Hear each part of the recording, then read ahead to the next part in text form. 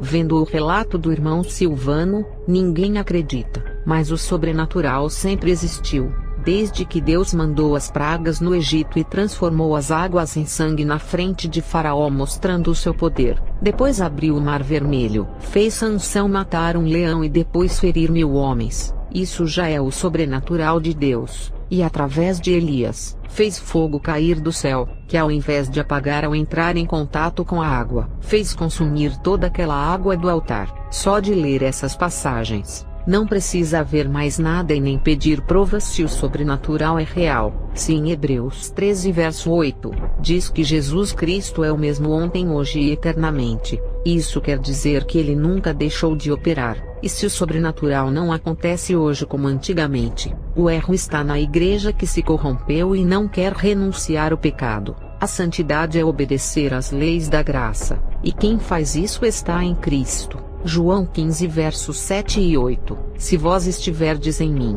e as minhas palavras estiverem em vós, pedireis tudo o que quiserdes e vos será feito. Nisto é glorificado meu Pai, que deis muito fruto, e assim sereis meus discípulos. O sobrenatural acontece, é só pedir. Elias pediu para cair fogo do céu e aconteceu. Ele estava em Deus vivendo em obediência, e aqueles que vivem na santidade, porque o sobrenatural não acontece, porque não tem fé, herdou a herança de Tomé. Hebreus 11 verso 6. Sem fé é impossível agradar a Deus, pois quem dele se aproxima precisa crer que ele existe e que recompensa aqueles que o buscam. Voltando a falar dos relatos do pastor Silvano, sobre a hierarquia que ele falou que observou em sua experiência, Efésios 6 verso 12, pois a nossa luta não é contra seres humanos, mas contra os poderes e autoridades, contra os dominadores deste mundo de trevas, contra as forças espirituais do mal nas regiões celestiais.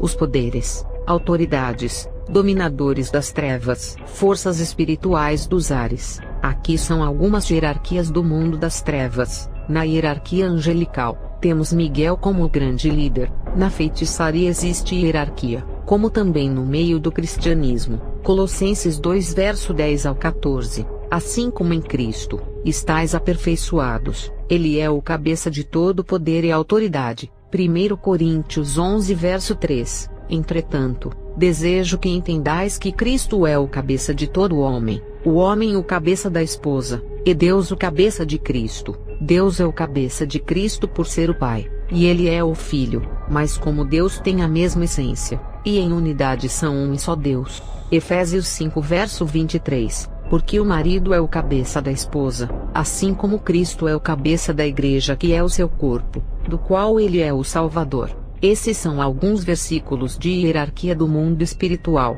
as autoridades escolhidas por Jesus para dar início à igreja. Marcos 3 verso 13 ao 19. Jesus subiu a um monte, e chamou a si aqueles que ele quis, os quais vieram para junto dele. Escolheu 12, designando os apóstolos para que estivessem com ele, os enviasse a pregar e tivessem autoridade para expulsar demônios. Estes são os 12 que ele escolheu: Simão, a quem deu o nome de Pedro, Tiago, filho de Zebedeu, e João seu irmão, aos quais deu o nome de Boanerges, que significa filhos do trovão, André, Filipe, Bartolomeu, Mateus, Tomé, Tiago, filho de Alfeu, Tadeu, Simão, o Zelote e Judas Iscariotes, que o traiu. No meio do povo de Israel, já existia a hierarquia. 1 Crônicas 27 verso 16 ao 22. Estes foram os líderes das tribos de Israel: de Ruben, Eliezer, filho de Zicri; de Simeão, Cefatias, filho de Maaca; de Levi, Asabias, filho de Quemuel; de Arão, Zadoque; de Judá, Eliú, irmão de Davi; de Issacar, Onri, filho de Micael; de Zebulun, Ismaías, filho de Obadias; de Naftali, Jeremote, filho de Asriel; dos descendentes de Efraim, Oséias, filho de Azazias; da metade da tribo de Manassés, Joel, filho de Pedaías; da outra metade da tribo de Manassé em Gileade, Ido, filho de Zacarias; de Benjamim, Jaziel, filho de Abner; de Dan, Azarel, filho de Jeroão. Foram esses os líderes das tribos de Israel. Falarei para os 100 igrejas que são os desmembrados, Esses homens são rebeldes, não querem ser submissos igual o próprio Jesus se sujeitou, mesmo sendo Deus. Esses homens são soberbos e não respeitam as autoridades que Jesus levantou na terra. Voltando a falar de hierarquia que está na Bíblia, a hierarquia está na política, na empresa e em todos os lugares, e tem que ser obedecida. Quem não quer congregar é rebelde, por não querer obedecer à hierarquia. Não gostam de serem submissos e se isolam, e pregam a desunião falando para o povo não congregar. Jesus obedeceu à hierarquia, se desfez do poder divino e se tornou como homem de carne e simples, e se submeteu à morte de cruz sendo submisso a Deus, se colocou como servo do seu Pai, e ainda serviu o povo. Mateus 20 verso 26 ao 28. Não será assim entre vós, mas todo aquele que quiser entre vós fazer-se grande,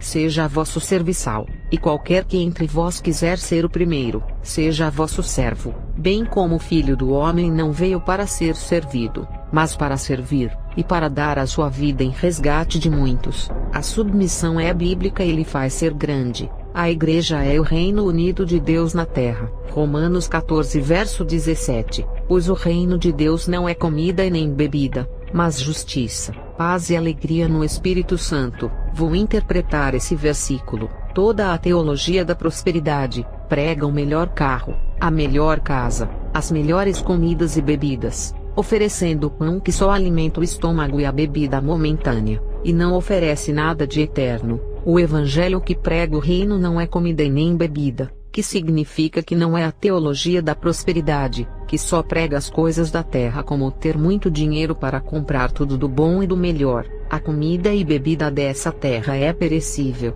e sacia a sua fome e bebida por apenas um dia. O que o evangelho da prosperidade prega é muito pouco. Queremos muito mais, queremos a eternidade. O pão que sacia a nossa fome para sempre, e a bebida que mata a nossa sede eternamente. João 6 verso 48. Eu sou o pão da vida, é desse pão eterno que queremos. João 4 verso 14. Aquele porém, que beber da água que eu lhe der, nunca mais terá sede. É dessa água que precisamos. Eu dou conselho para estudarem, para conseguirem um emprego melhor que a teologia da prosperidade não pode dar. Mas sempre digo que são coisas passageiras que não podemos nos prender, e que temos que nos esforçar pelo que é eterno, e sempre colocar as coisas de Deus em primeiro lugar. A Igreja é o reino de Deus de justiça, é a verdade, e tem que ter a paz, que significa não viver preocupados com as coisas terríveis que estão acontecendo no mundo.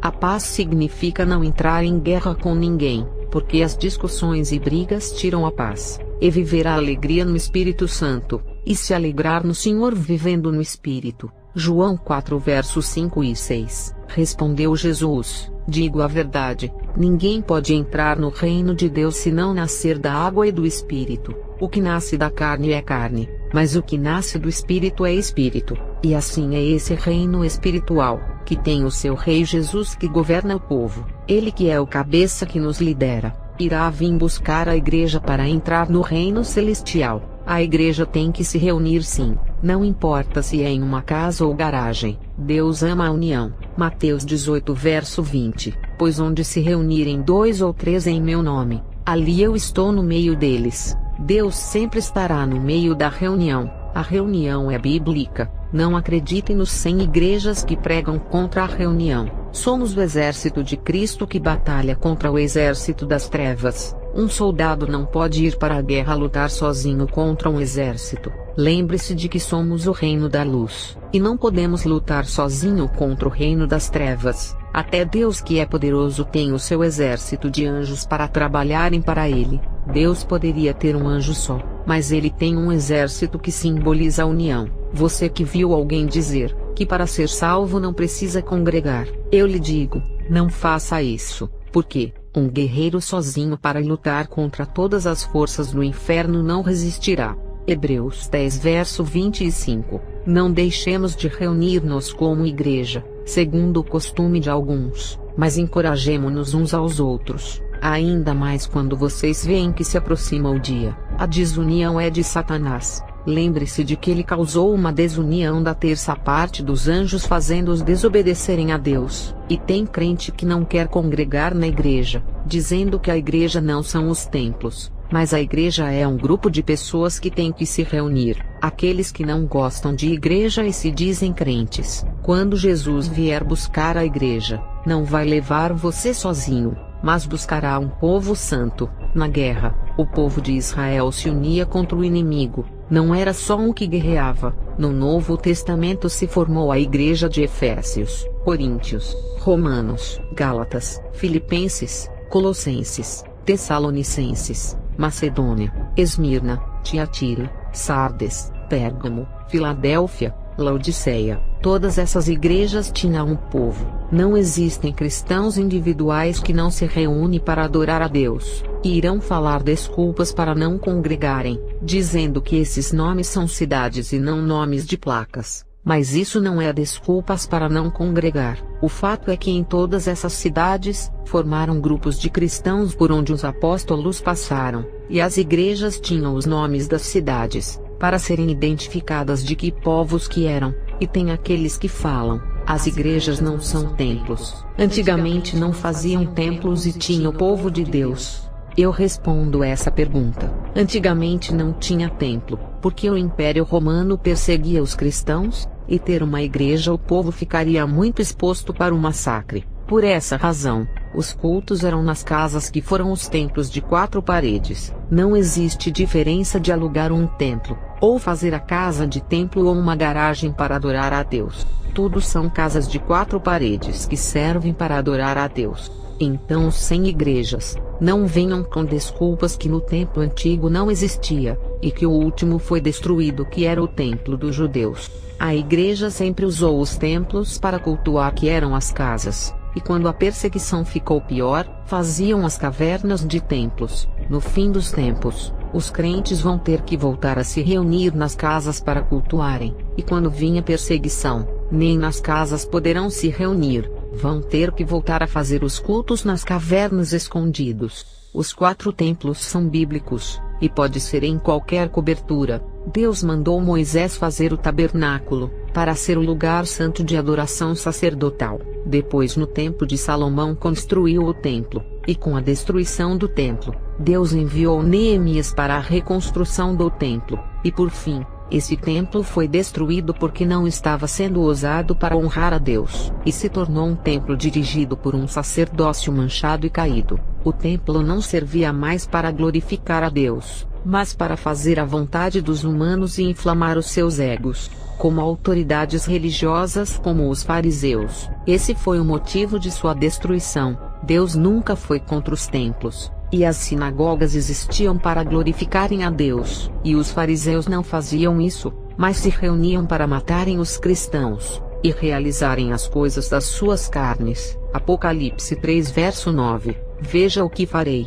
com aqueles que são sinagoga de Satanás e que se dizem judeus e não são, mas são mentirosos. Farei que se prostrem aos seus pés, e reconheçam que eu amei. Deus nunca foi contra templos, mas era contra os que transformavam os templos em casas de demônios. Esses templos não são para congregar. Se é casa de demônio, não pode ser de Deus. Não estou julgando as pessoas, até porque a salvação cabe a ela fazer.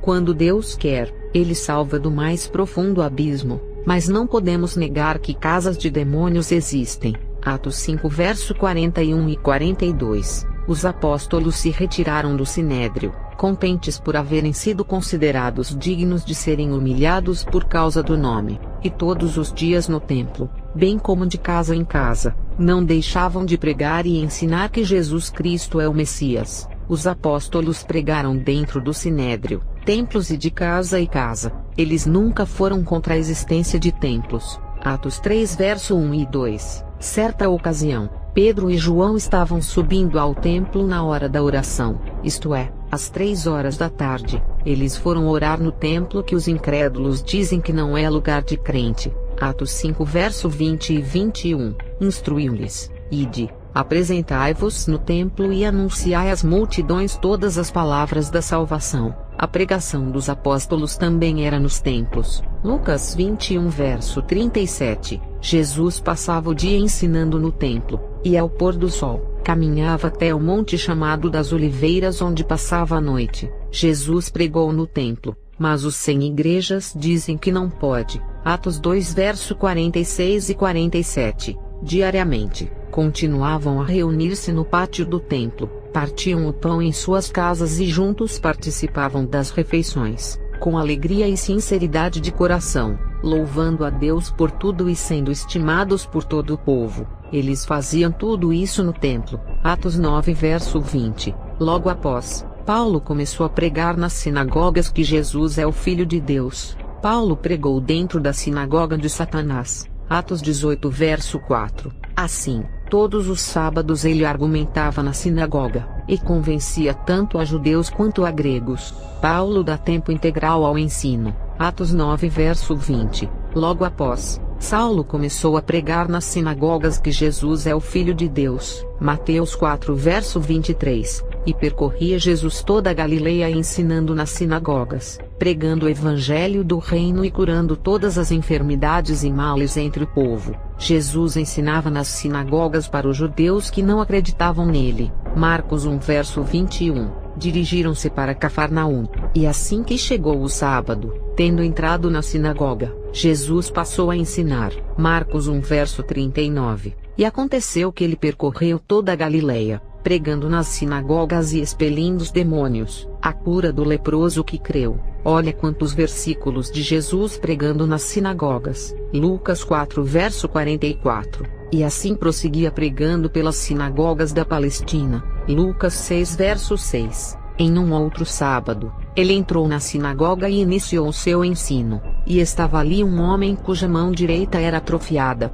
Jesus nunca falou contra os templos. João 6 verso 59. Essas verdades disse Jesus, enquanto ensinava na sinagoga em Cafarnaum. Muitos discípulos deixam Jesus. João 18 verso 20. Declarou-lhe Jesus: eu tenho falado francamente ao mundo, ensinei frequentemente nas sinagogas e no templo, onde todos os judeus se reúnem, e nada disse em segredo. Lucas 3 verso 10. Aconteceu em certo sábado, quando Jesus estava ensinando numa das sinagogas. Jesus nunca ligou para templo, sempre se preocupou em salvação de almas. E tem aqueles que falam que não se pode congregar em templo, jogando a culpa nas instituições religiosas. Mas quem precisa se salvar do pecado são os povos, e não as placas de templos. Jesus pregava pelas ruas, não importava o lugar, a salvação era anunciada. Lucas 8 verso 1. Havendo passado esses acontecimentos, caminhava Jesus por todos os povoados e cidades proclamando as boas novas do reino de Deus. E os 12 estavam com ele. 1 Pedro 3 verso 19 ao 20, no qual também foi, e pregou aos espíritos em prisão, os quais no outro tempo foram rebeldes, quando a longanimidade de Deus esperava nos dias de Noé, enquanto se preparava a arca, na qual poucas, isto é, 8 almas se salvaram pela água. Até no inferno Jesus pregou, para resgatar aqueles que mereciam uma chance por não existir a lei mosaica naquele tempo e nem profetas, e tampouco a Bíblia. Só Noé que anunciava que era muito pouco na época. Não importa o lugar para levar a salvação, então por que pregam para se afastar das igrejas, se é lá onde se reúnem as pessoas que querem ouvir a palavra? Atos 17 verso 18 ao 24. E alguns dos filósofos epicureus e estoicos contendiam com ele, e uns diziam: que quer dizer este paroleiro? E outros: parece que é pregador de deuses estranhos,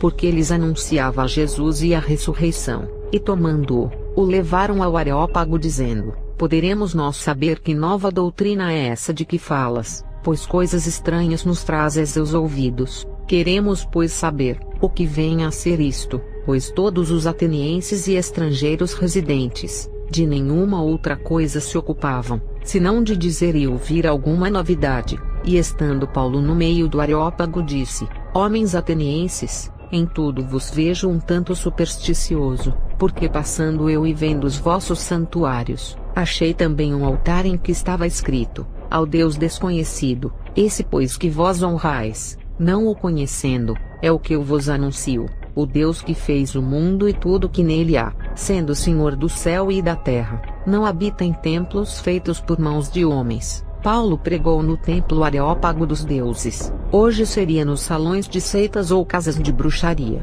Mas Deus nunca se importou com as quatro paredes, que os incrédulos que não querem ser membros falam que não era para existir. Nem Jesus e os apóstolos pregaram que não pode ter templo para reunir os crentes, e nem os templos que adoram deuses estranhos. Eles não amaldiçoavam, mas aproveitavam em entrar dentro do território do inimigo e resgatar as almas. Não importa o local, o evangelho destrói as barreiras e entra em qualquer lugar. Marcos 16 verso 15, e disse-lhes: vão pelo mundo todo e preguem o evangelho a todas as pessoas de vários lugares que estão em vários templos, em várias ruas e cidades. Faça da sua boca a trombeta da vinda de Jesus. Falarei do conhecimento humano versus conhecimento de Deus. Eu tenho que refutar os teólogos. Antes deles quererem rebater a doutrina, temos que orar e ler a Bíblia, e ter o propósito de ler toda. Fazer igual fez Ezequiel.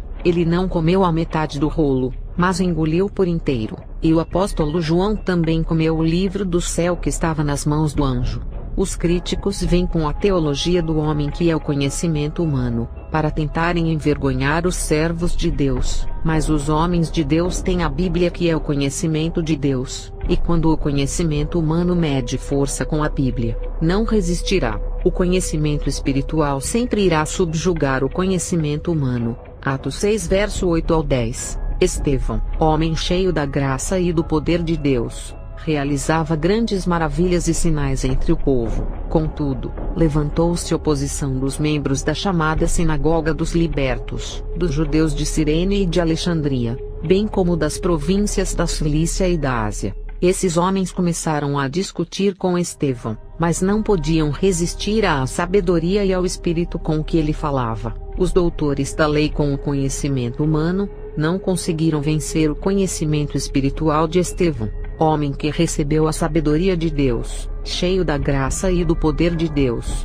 e ainda realizava grandes sinais entre o povo. Aí está a diferença em um homem cheio do Espírito Santo com as armas do céu, contra homens cheios de filosofias humanas e conhecimentos da carne. Não estou incentivando a disputa, porque não devemos perder tempo com isso. Estou fazendo a comparação do conhecimento de Deus e dos homens. Nem Satanás, quando apareceu no deserto, conseguiu vencer Jesus. Quando usou a palavra dos Salmos para Jesus se jogar do monte, Jesus usou a palavra de Deus para vencer. Se Satanás não venceu, imagina os doutores. Falarei da grande tempestade de provação espiritual. Eu tive uma visão de uma grande tempestade que sacudiu os alicerces espirituais, conjugais, familiar e financeiro. A tempestade nessa quarentena sacudia a figueira e os frutos caíam. A tempestade tocava nos alicerces espirituais, e o Senhor me revelou que muitos não estão suportando essas provações de agora, e estão se desviando. E com o fechamento das igrejas, os religiosos que só buscam a Deus dentro dos templos enfraqueceram. A tempestade também abalava as casas. A tempestade tocava nos alicerces conjugais, e o Senhor me revelava que muitos casais de crentes estão se divorciando, por causa do desemprego que a pandemia causou. Casais estão brigando e discutindo muito, a esposa jogando a responsabilidade no marido por ser demitido por causa da pandemia. A tempestade também tocava nos alicerces familiares. Tem mulheres que se arrependeram de serem mães por causa da pandemia. Até falam que se soubessem que iriam vir tempos tão difíceis teriam abortado. Crianças passando fome. E a tempestade, eu vi entrando dentro dos comércios, empresas, mercados, lojas e indústrias. A tempestade tocava nos alicerces financeiros, empresários passando sufoco,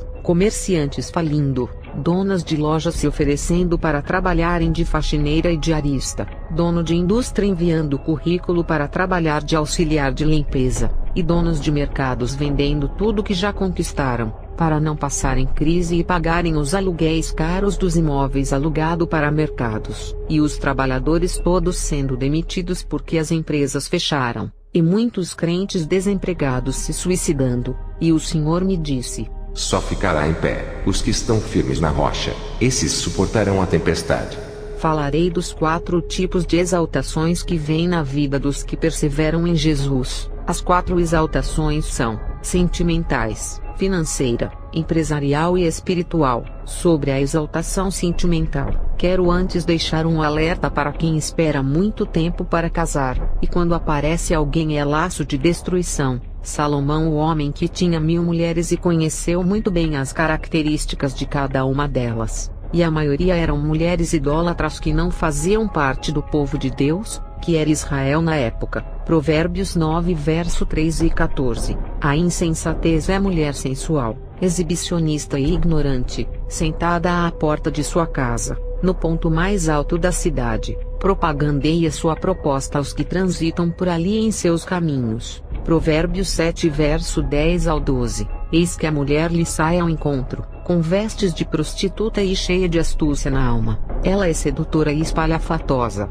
seus pés não suportam ficar em casa, um momento na rua, outro nas praças, em cada esquina se detém à espreita de sua vítima. Provérbios 5 verso 6. Ela não reflete sobre o perigo de andar por trilhas tortuosas, e não consegue enxergar o caminho da vida. Provérbios 30 verso 20. Entretanto, o caminho da mulher imoral é assim: ela pratica adultério, toma banho e logo em seguida alega: não fiz nada de errado. Provérbios 25 verso 23 ao 24. E como o vento norte traz chuva, assim a língua fingida provoca olhar irado. Melhor é viver solitário, num canto sob o telhado, do que repartir a casa com uma mulher briguenta. 1 Timóteo 5 verso 13. Mais do que isso, aprendem também a ser desleixadas em relação ao trabalho, perambulando de casa em casa, e não somente dadas ao ócio, mas também fofoqueiras e indiscretas, comentando assuntos que não lhes dizem respeito.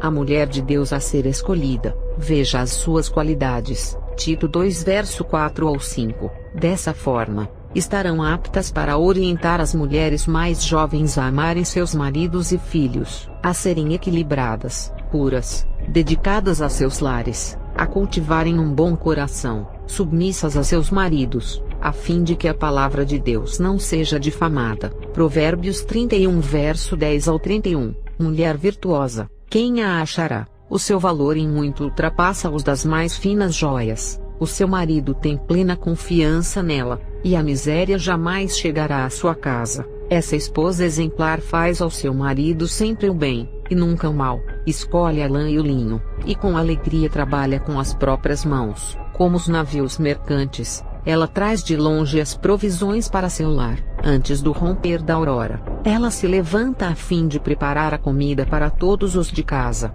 e dar ordens às suas colaboradoras. Ela sabe avaliar a conveniência de um campo agricultável, e o compra com o seu salário. Planta nessas terras sua própria vinha, dedica-se com prazer a seu trabalho. Seus braços são fortes e vigorosos, administra com sabedoria, e seus negócios produzem lucros. Mesmo tarde da noite sua lâmpada não se apaga. Com talento e delicadeza, prepara os fios de lã e de linho para tecer as roupas da família. Coopera com os pobres e necessitados. Quando chega o inverno rigoroso, ela não se preocupa, pois todos em sua casa têm agasalhos para vestir. Tece cobertas para sua cama e tem condições para se vestir de linho e púrpura. Nas assembleias à porta da cidade, onde seu marido toma assento entre as autoridades de sua terra, ele é respeitado. Ela produz roupas de linho e as vende. Fornece também cintos de couro aos comerciantes. Sua melhor roupa consiste de força e dignidade. É otimista em relação ao futuro. Abre a boca com sabedoria, e sua língua sabe ensinar com bondade e paciência. Acompanha seus servos e cuida dos negócios de sua casa sem dar lugar à preguiça. Seus filhos fazem questão de elogiá-la, e seu marido proclama suas virtudes. Muitas mulheres são notáveis, tu porém, a todas sobrepujas. A beleza é uma ilusão, e a formosura é passageira. Contudo, a mulher que teme a Yahvé, o Senhor, essa será honrada. Seja essa mulher virtuosa recompensada por seus merecimentos, e suas boas obras proclamadas à porta da cidade. Pense em suas escolhas, mulheres de Deus e servos de Deus. Provérbios 4 verso 25 ao 27. Olha sempre para a frente. Mantém teu olhar fixo no objetivo a ser alcançado. Reflete sobre tuas escolhas e sobre o caminho por onde andas e todos os teus. Não te desvies nem para a direita nem para a esquerda. Retira o teu pé da malignidade. A respeito da exaltação sentimental, sobre os irmãos e das irmãs que estão querendo casar, Deus irá preparar. Eu já vi irmãos serem humilhados em suas vidas sentimentais e serem exaltados. Rapazes que foram desprezados na época de escola, moças que sofreram bullying na sua vila, e Deus preparou as melhores pessoas para fazê-los felizes, não pessoas belas, iguais a muitos que se deixam levar pela aparência, mas pessoas de Deus que ama, respeita e não deixa o seu cônjuge por nada, nem na hora da dor e nem porque a pessoa está desempregada. Casais que passam as provas juntos se unindo, um dando força para o outro. Isso sim é a exaltação conjugal de casais que não se largam. Deus uniu as pessoas certas. Ele quer o bem da família. Um irmão escolheu a irmã mais bonita da igreja e pagou um alto preço. A mais bonita era a mais carnal, e por causa das brigas eles se separaram. Ela, por ser bonita, queria manter a sua beleza indo no salão de cabeleireiro fazer as unhas e os cabelos todos os sábados e todos os meses, e o seu esposo comprava cremes caros para corpo e anti-rugas. Ela oprimia ele financeiramente, ele só ganhava um salário mínimo para manter a beleza dela. Essa mulher dava muitos gastos e usava roupas apertadas, que ao sair nas ruas, despertava as atenções dos homens. O irmão, com ciúmes de perder ela para outros homens, que tinham mais dinheiro do que ele para bancarem a beleza dela, discutia com a sua esposa para não andar com roupas que chamavam atenção. O casamento dos dois não deu certo. Eu não estou falando que as mulheres mais bonitas da igreja são carnais, até porque já conheci servas de Deus muito lindas que não usavam vaidades, e as suas belezas naturais iluminavam os olhares de quem as observava. Estou dizendo que esse irmão escolheu a sua mulher pela aparência sem observar as suas obras. Tem mulheres que não têm uma aparência de beleza e também não têm boas obras, e dão mau exemplo. Não é a aparência que vai dizer se uma pessoa é de Deus ou não, isso é a vida que a pessoa leva com Deus. Quando não deixamos Deus escolher e fazemos as nossas escolhas, quando Deus não prometeu aquela bênção, seja sentimental ou material e nós queremos. Isaac esperou em Deus para se casar. Quando Abraão mandou o seu servo procurar uma mulher para Isaac, ele trouxe a Rebeca, que se destacou diante daquelas mulheres que buscavam água no poço. Essa foi uma ótima escolha que o servo de Abraão fez para Isaac. Observe que Isaac não foi atrás de mulher e não escolheu, mas deixou essa missão ao seu pai de providenciar o seu casamento, e Abraão entregou a responsabilidade ao seu servo. Isaac representou ali todos os servos e servas de Deus que esperam em Jesus um casamento. Abraão representa a Deus que irá providenciar de lá do céu, e o servo de Abraão representa o Espírito Santo que está na terra, e sonda as pessoas e faz a escolha certa. Assim como o servo de Abraão observou aquelas moças que buscavam água no poço,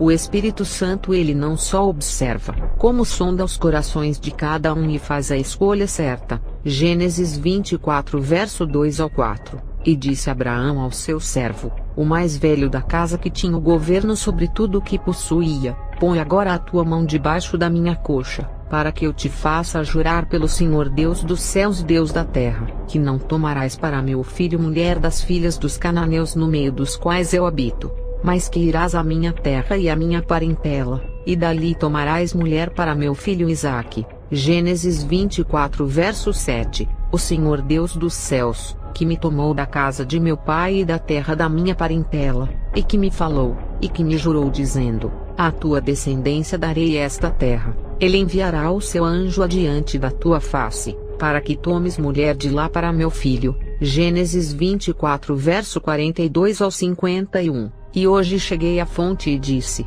ó Senhor, Deus de meu senhor Abraão, se tu agora prosperas o meu caminho no qual eu ando, eis que estou junto à fonte de água. Seja, pois, que a donzela que sair para tirar água e a qual eu disser: peço-te, dá-me um pouco de água do teu cântaro, e ela me disser: bebe tu, e também tirarei água para os teus camelos. Esta seja a mulher que o Senhor designou ao filho de meu senhor. E antes que eu acabasse de falar no meu coração, eis que Rebeca saía com o seu cântaro sobre o seu ombro, desceu à fonte e tirou água, e eu lhe disse, peço-te, dá-me de beber. E ela se apressou, e abaixou o seu cântaro de sobre si e disse, bebe, e também darei de beber aos teus camelos. E bebi, e ela deu também de beber aos camelos. Então lhe perguntei e disse, de quem és filha? E ela disse, filha de Betuel, filho de Naor que lhe deu Milca. Então eu pus o pendente no seu rosto, e as pulseiras sobre as suas mãos, e inclinando-me adorei ao Senhor,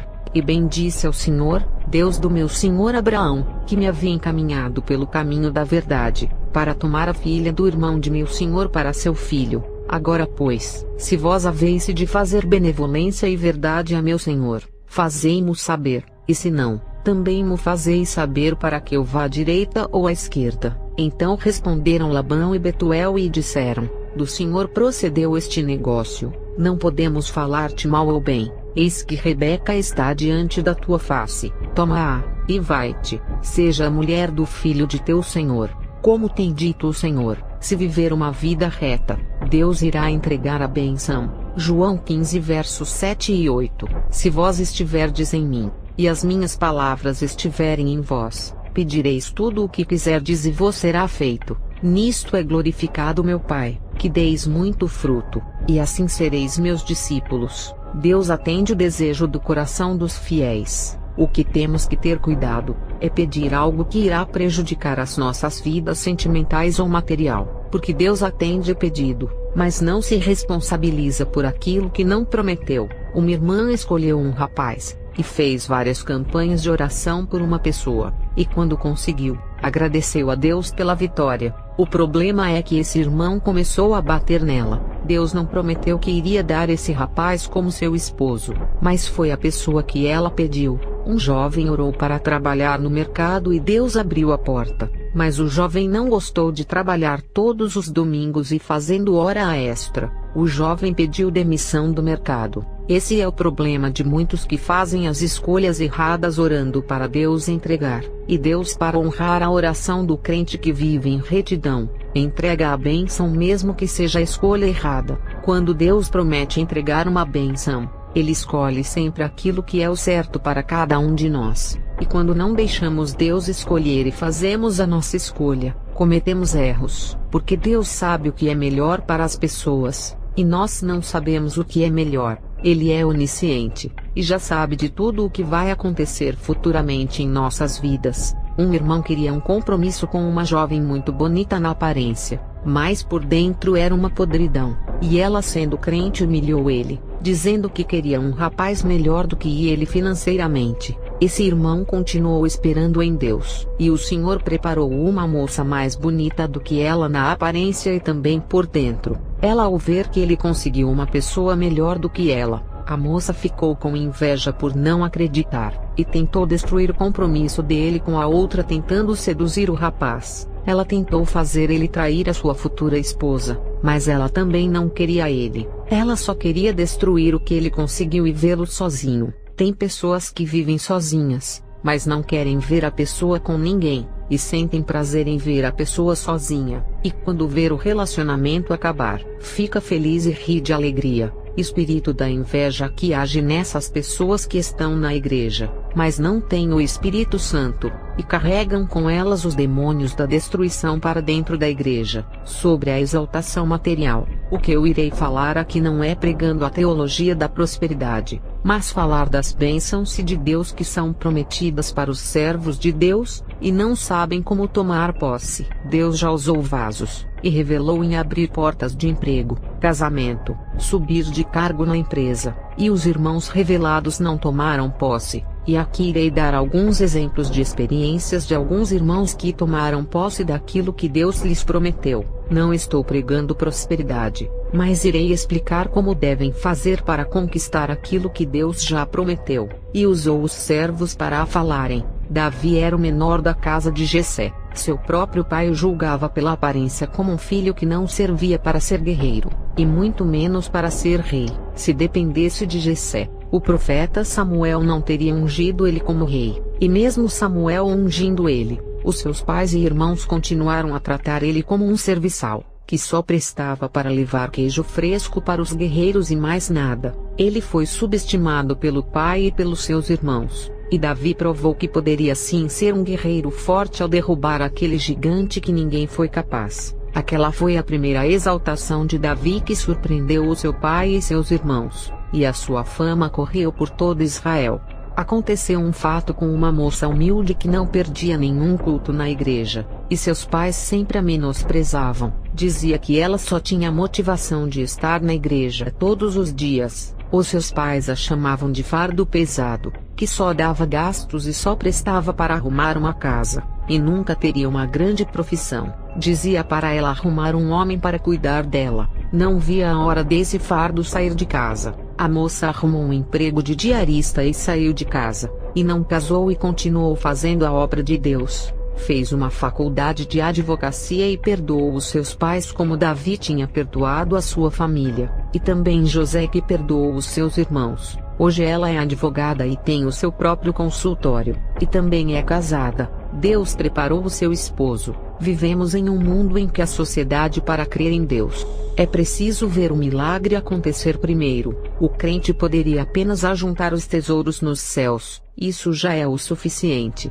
é o que a Bíblia diz. Mas tem muitas pessoas que zombam dos crentes e dizem: cadê o seu Deus? Vivem uma vida no deserto passando dificuldades. E Deus, para exaltar os seus na frente dos incrédulos, faz maravilhas para que eles vejam que Ele é Deus. Não estou dizendo que Deus, para provar que Ele é Deus, tem que fazer algo. Não é isso. Estou falando que Ele exalta o seu servo igual fez com Davi, para que saibam que o crente fiel não serve a um Deus morto. É claro que depende do coração de cada um. Aquele que é materialista, Deus exalta com o pouco, ou não exalta na parte material, pois tem várias maneiras de exaltar, principalmente se a pessoa não pode ter alguma coisa material que se prostra. Deus pode exaltar de outra maneira. Deus exalta com muitas bênçãos materiais, quando o coração não se prende às riquezas, um coração livre. A exaltação de Deus pode ser material, ou espiritual na vida dos crentes. E quando Deus exalta os seus servos, é uma estratégia de quebrar o ateísmo e levar um incrédulo à conversão. Eu vi muitos irmãos que as suas próprias famílias não acreditavam neles. Segundo Samuel 5 verso 3 e 4, todos os líderes de Israel foram ao encontro do rei Davi em Hebrom. O rei celebrou um pacto com eles em Hebrom diante do Senhor, e eles ungiram Davi rei de todo Israel. Tinha Davi 30 anos quando começou a reinar, e reinou durante 40 anos. Davi foi ungido ainda um menino, e a promessa se cumpre aos 30 anos no auge da sua força física. Foi levantado no tempo de Deus e não do dele. Davi esperou essa exaltação no tempo certo, e tem irmãos que pensam que os servos de Deus têm que viver uma vida passando necessidade. Quem busca o reino de Deus, as coisas são acrescentadas. Isso não é riqueza, mas é o suprimento das necessidades nossas. É claro que uns recebem mais do que os outros. Alguns, Deus dá um cargo alto de liderança na presença, ou capacidade de ser um empresário, e outros, Deus abre apenas uma porta com um salário razoável, que dá para suprir as necessidades. Deus conhece o coração de cada um. Aquele que não tem o coração materialista, Deus dá muito mais, porque sabe que ele não irá se dobrar diante do dinheiro, igual Jó e Abraão, que sendo ricos não estavam presos na riqueza. E tem crentes que Deus dá bênçãos materiais, porque sabe que não irão se dobrar. E tem crentes que é mais propenso a se inclinar ao dinheiro. E esses Deus supre as suas necessidades, e vivem mais com o pouco e passam por provas financeiras. Crentes que têm a tendência de se dobrarem ao dinheiro, Deus não dá muito para que não seja pedra de tropeço em sua vida espiritual. Deus supre a sua vida com o pouco, e acrescenta as demais coisas em sua vida espiritual quando busca o reino dele. Com esses, Deus dá a medida certa das coisas materiais. Deus não passa da medida, porque sabe que irá cair na fé. Isso é um ato de amor para que a alma não se perca com as coisas perecíveis da terra. Deus não está fazendo acepção de pessoas ao dar uma medida para uns, e para outros ele dá 2 vezes mais do que esses, e para aqueles já dá 3 vezes mais. Cada um tem uma estrutura. Abraão era mais rico do que Moisés, e Elias já era pobre. Isso explica que quando Deus quer usar, não importa se é classe média, baixa ou rica, a verdade é que todos nós temos uma estrutura espiritual, e Deus nos conhece e dará conforme Ele sabe que não irá cair na fé. Deus é justo até para dar a bênção para cada um. A preocupação dele é mais em salvar as almas, e não irá fazer um servo dele se perder pelo materialismo da terra, e cuida de cada um segundo a medida que entrega em suas mãos, para que venham suprir as necessidades terrenas. Se algum irmão acha injusto, Deus dá uma medida maior para uns e para outros não, porque deseja ter coisas grandes e não pequenas. Então ore a Deus, e peça para Ele colocar um coração segundo o coração dele, para que receba grandes bênçãos materiais e não venha se corromper. Davi tinha o coração segundo o coração de Deus. Um coração simples que não se corrompeu com o materialismo que recebeu ao ganhar aquele reinado, todas as regalias, conforto e materialismo do reinado, Davi teve e não se corrompeu. Deus entregou um reino nas mãos do rei Saul que era humilde, mas ele se corrompeu e deixou o poder subir para a cabeça, e o seu reino Deus o tomou, e entregou nas mãos de Davi. Deus faz assim. Ele até pode dar uma vida cheia de materialismo para o crente que é fiel à sua palavra, mas se ele ficar corrompido e Deus não entregar a alma dele ao diabo, se Deus ainda tem promessa nessa vida, ele tira todas as bênçãos materiais para o crente não perder a sua alma, e deixa ele passar prova para que se arrependa e se humilhe, e assim a sua alma será salva. Houve um caso de uns pais que sempre menosprezavam um jovem muito tímido da minha igreja. Os pais sempre diziam que ele não iria conseguir nenhum emprego por ter a cara de doido,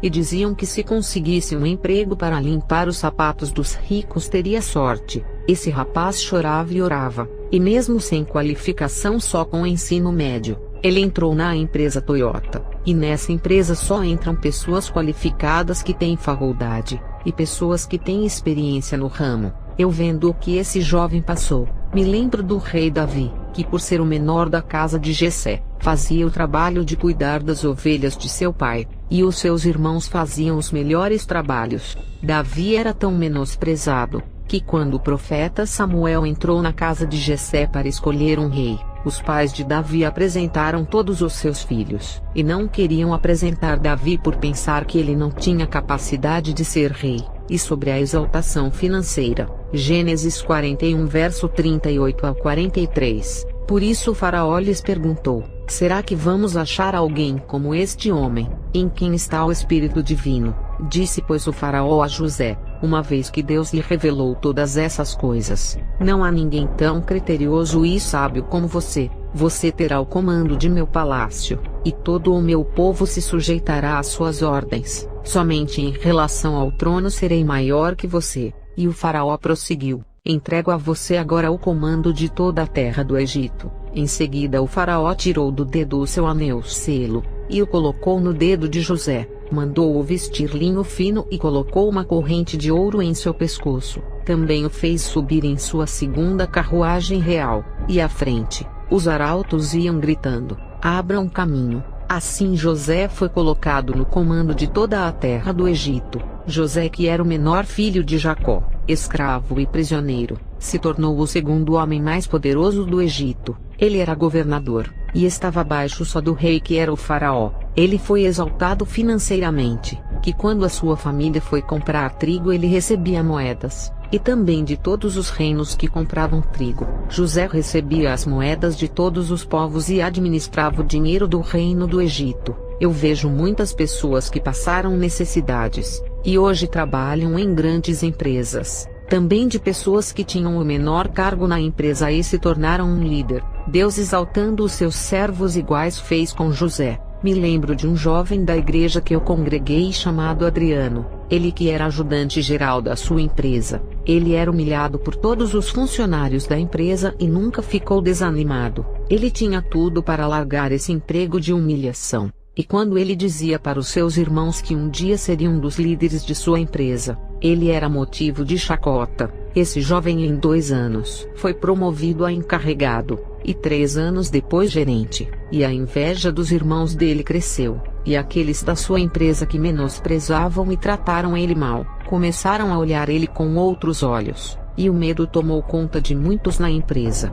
pois ele, sendo um gerente, tinha poderes para demitir quem quisesse, e contratar quem quisesse, mas ele foi humilde, não se vingou de ninguém que tratou ele mal e fez uma faculdade de administração, e se tornou o líder da filial de sua empresa estando acima dos gerentes, e os seus irmãos que faziam chacota com ele e riam estavam desempregados, e ele conseguiu emprego para todos os seus irmãos. O seu salário, que era de ajudante geral, hoje tem um salário gigantesco. A sua empresa é a Pirelli. Ele já viajou para a Itália, onde é a sede geral da empresa. Ao ver o crescimento desse jovem de forma extraordinária, me lembro de José do Egito, que de escravo se tornou governador, e todas essas exaltações, tanto sentimental, material e financeira, estão na Bíblia. Mateus 6 verso 33. Busquem, pois, em primeiro lugar o reino de Deus e a sua justiça, e todas essas coisas serão acrescentadas a vocês. Sobre a exaltação espiritual,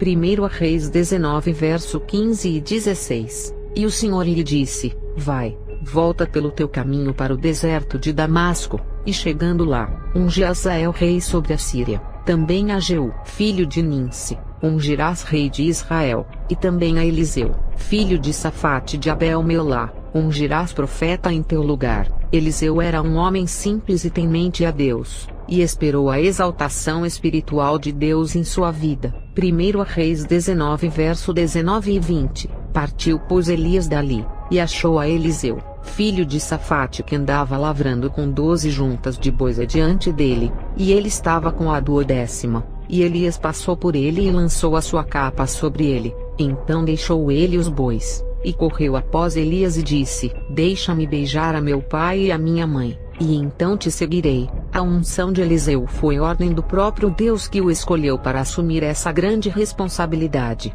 Deus do céu olhou naquele momento, e não viu homem simples e reto igual Eliseu para substituir o grande profeta Elias. Eliseu não foi ungido porque dava mais ofertas, ou porque entregava o maior dízimo na igreja. Ele não foi ungido por ser um homem que ganhava altos salários ou porque era da classe importante. Ele não foi ungido porque bajulava o seu pastor, e ficava fazendo tudo pelo pastor interessado em cargo. Ele não foi ungido porque fez a teologia do seu pastor. Eliseu não foi ungido pelo querer do homem, mas de Deus. A sua unção não foi da autoridade da terra, mas da autoridade divina. Não conquistou uma unção da terra, mas a unção celestial. Se fosse nos dias de hoje, Eliseu, homem simples, que morava com os pais ainda e sem riquezas, nunca ganharia nem o cargo de porteiro nessas igrejas modernas dirigidas pelos homens. Segundo a Reis 2 verso 14 e 15. E tomou a capa de Elias que dele caíra, e feriu as águas e disse: onde está o Senhor Deus de Elias? Quando feriu as águas, elas se dividiram de um ao outro lado, e Eliseu passou. Vendo-o, pois, os filhos dos profetas que estavam defronte em Jericó, disseram: o espírito de Elias repousa sobre Eliseu. E vieram-lhe ao encontro, e se prostraram diante dele em terra. Esse versículo começa a exaltação espiritual de Eliseu, que iria realizar todos os milagres que Elias fazia, e a sua responsabilidade ministerial ao receber a capa de Elias, e fazer toda a obra que Elias fez e obedecer ao chamado profético. Quando falaram que o espírito de Elias repousava sobre Eliseu, ali eles diziam que o Espírito Santo que estava na vida de Elias, agora estava na vida de Eliseu. Segundo a Reis 2 verso 9, sucedeu que, havendo eles passado, Elias disse a Eliseu: pede-me o que queres que te faça, antes que seja tomado de ti. E disse Eliseu: peço-te que haja porção dobrada de teu espírito sobre mim. Esse foi o último pedido de Eliseu para Elias. A transferência de unção só foi permitida nesse versículo, porque Elias iria ser levado ao céu, e alguém tinha que dar continuidade ao seu trabalho. Se Elias não tivesse sido levado ao céu, não seria possível transferir a sua unção, que é passar a capa. Quem passa a capa, é porque está indo embora para a glória. Quando se passa a capa antes de falecer, está transferindo a sua responsabilidade para outra pessoa. É a mesma coisa em dizer: faça a obra em meu lugar. Isso é pecado. O mundo espiritual enxerga dessa maneira. Segundo a Reis 2 verso 11, e sucedeu que, indo eles andando e falando, eis que um carro de fogo com cavalos de fogo os separou um do outro, e Elias subiu ao céu num redemoinho. Nesse versículo só foi possível transferir a unção e todas as responsabilidades ministeriais, porque Elias foi levado ao céu, e alguém tinha que dar continuidade a esse lindo trabalho que ele fazia. Eu me lembro de um jovem muito humilde. Ele tinha uma função na igreja, passar a salva, e quase não era notado por ninguém na igreja. E quando tinha oração na igreja nos dias de segunda-feira, ele não perdia nenhum culto. Todas as vigílias ele saía nas casas das pessoas para convidá-las. E quando ele comprou um Fiat Uno velho, buscava as pessoas mais fracas para a igreja, fazia por amor, e não cobrava um centavo. E Deus começou a levantar esse jovem com grande unção dentro dessa igreja pela sua humildade, e porque ele orava demais. Mas o pastor, sabendo que ele era mais usado do que ele, abafou o seu ministério, e colocou ele para receber os visitantes na porta, e os outros obreiros pregavam e eram ungidos a diáconos e presbíteros. Esse jovem não ligou para cargo, e também nunca pediu para o pastor lhe promover, e nunca questionou porque ele só o deixava como porteiro. 1 Samuel 15 verso 23, pois a rebeldia é como o pecado da feitiçaria, a arrogância como o mal da idolatria. Assim como você rejeitou a palavra do Senhor, ele o rejeitou como rei. Esse jovem nunca se rebelou contra o seu pastor por ele ser uma autoridade. É o que eu falo para muitos irmãos: se não gostou daquele ministério, não vá. Ao invés de falar mal, e não fale mal do seu pastor se não concorda com ele. Ao invés de se juntar em grupo para falar mal, saia da igreja dele e procure outra. Não fique falando mal dele para outros irmãos fazendo grupos. Lembre-se de que Lúcifer fez isso no céu, e causou a maior rebelião da história contra a autoridade de Deus. Esse jovem continuou como porteiro e não saiu da igreja para outra, porque ele não se entristecia porque não tinha cargo e nem fazia questão de púlpito, e estava feliz por estar vivendo os melhores momentos de comunhão com Deus. Ele tinha prazer de ser porteiro, e fazia isso com amor. Isso foi no ano de 2005, e Deus me mostrou em 2007, esse jovem dirigindo uma igreja, mas foi uma coisa muito rápida. E depois ele pegava uma mala e ia embora. Eu pensei comigo: Deus irá tirar ele dessa igreja que não dá valor para ele, e irá entregar outro ministério para ele por pouco tempo. Mas Deus não me deixou entregar a profecia a ele. No ano de 2010, o pastor dele faleceu, e o presidente fundador do ministério observou todos os membros dessa igreja para escolher o obreiro que deu exemplo de cristão, e mostrou o seu amor pela obra. E o povo da igreja disse que o jovem era o mais empenhado, que buscava as pessoas em casa para levar à igreja, e até os obreiros que desanimavam de ir à igreja, ele visitava em suas casas e trazia de novo para a igreja. Esse jovem aos 27 anos foi ungido a pastor, e a igreja encheu porque ele tinha uma unção que atraía as pessoas, igual a Jesus que andava e a multidão o seguia. Deus o exaltou no lugar da sua humilhação, onde muitos não davam valor para ele. A igreja teve um avivamento de 2010 a 2012, que foi o ano que ele faleceu. O sonho que eu tive que ele pegava mala de roupas para fazer a viagem, era que ele iria partir para a eternidade.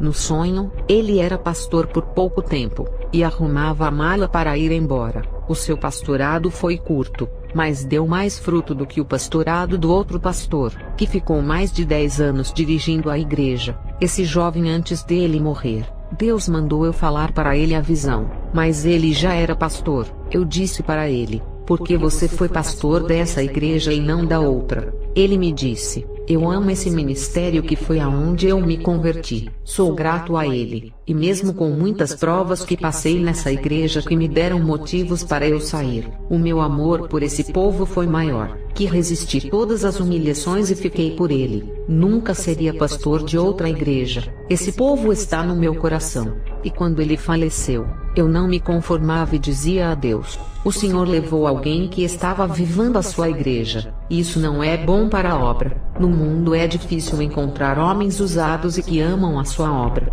Eu falei isso no ano de 2012, ano da morte do jovem, porque na década de 80, quando era uma bruxa, tinha muitos vasos usados, e nesse ano de 2012, já não via mais tantos vasos como antes. Parece que desapareceu os homens de Deus. A unção caiu tanto que não tinha mais homens usados como antigamente. A igreja se modernizou ao se adequar aos padrões do mundo, e já não se formam obreiros como antes, porque a igreja mundanizou tudo. Esse jovem era dos poucos que era tremendamente usado, em um tempo que não se encontra homens usados, e Deus me respondeu assim: minha serva, quando o fruto amadurece tem que ser colhido, antes que caia de maduro e fique rachado no chão.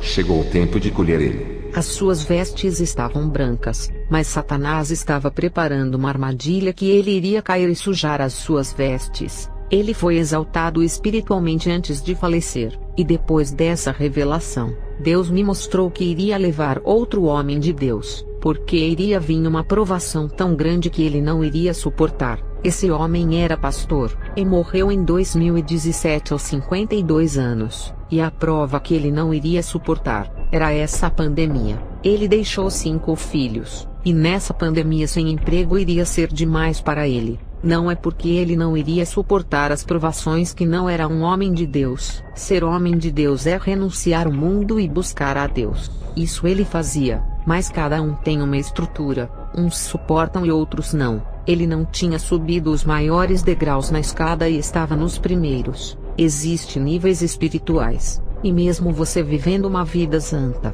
pode estar nos primeiros degraus espirituais, e para subir esses degraus, ao passar dos anos, vai tendo experiências com Deus, vencendo provas e alcançando a maturidade, e assim vai caminhando e subindo os degraus espirituais até chegar ao céu, e quanto mais degraus subir, mais espiritual fica, e se aproxima de Deus e aguenta as provações. O jovem de 27 anos estava em níveis mais altos do que o irmão de 52 anos. O jovem tinha subido mais degraus do que ele. Não é a idade que vai dizer que o homem de Deus é mais espiritual. As igrejas dizem assim: os mais velhos estão mais preparados do que os mais novos por terem mais experiências de vida. Pode ter mais experiências de vida, mas não tem nada a ver com o espiritual. As experiências terrenas são uma coisa, e as experiências espirituais é outra. Experiências espirituais é a pessoa que mais vezes orou, mais vezes Deus conversou com ele, mais vezes Deus usou e mais vezes teve comunhão andando em santidade. Não é o tempo de conversão que vai dizer que é espiritual. O irmão de 52 anos tinha 30 anos de ministério pastoral. O jovem tinha 12 anos de ministério, mas tinha mais experiências com Deus do que o pastor. Tem irmãos com 1 ano de conversão, que já recebeu o dom de línguas estranhas. E tem irmãos que têm 20 anos de conversão, e não falam em línguas. Tudo isso depende das experiências que tem com Deus.